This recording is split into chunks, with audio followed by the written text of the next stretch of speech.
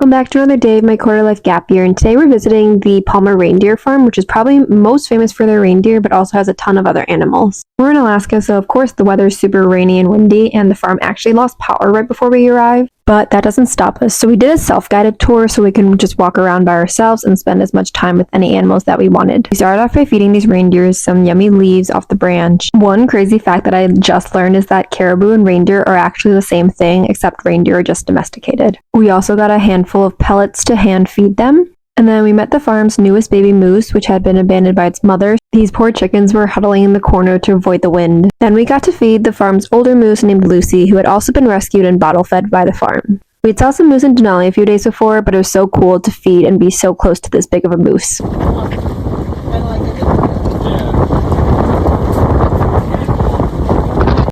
Then we got to feed and pet this adorable highland cow.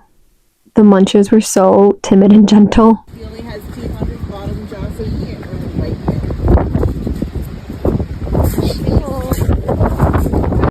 Similar to the reindeer, the elk were also in rutting season, so they were also pretty on edge.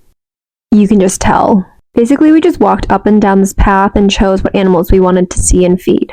It looks empty, but I promise we weren't the only ones there. The mountains in the back were the perfect backdrop as we watched the yaks munch on grass.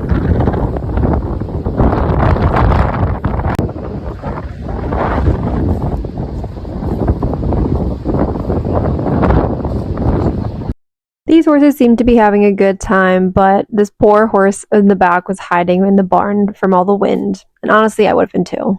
Next, we also saw some bison and were able to hand feed these as well. They were super excited to eat, as you can tell, and were slobbering all over. Unfortunately, this one has a broken horn. Poor baby. Next up are the alpacas. We were also able to hand feed these as well, and they actually just got these hilarious hairstyles that were cut by the farm. They had mullets, sideburns, and a bunch of different styles for each alpaca.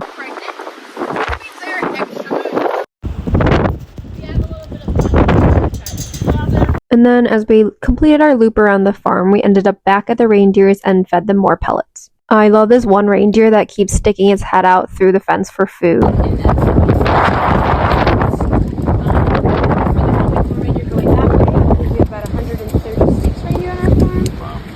Another day driving to Palmer, which we're going to a Musk Ox Farm. It's a bit overcast, but at least the mountains look nice. We're heading into the Matanuska Valley to meet some musk oxes. It's a 45-minute walking tour where we walk through the farm and they educate us about the history of musk ox in Alaska, and then we also get to see the cute animals. Yep.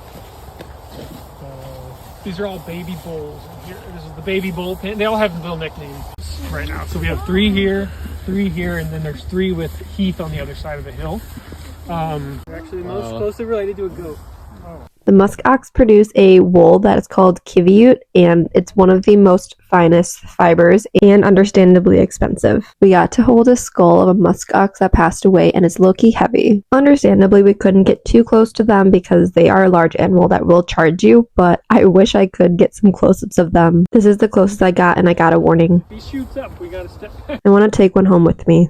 They have over 70 musk ox here, and if you go on their website, you can meet the herd, and their names and descriptions are so funny. These are some of my favorites. We had a great visit, and I would highly recommend going, so thanks for watching, and I'll see you guys in the next video.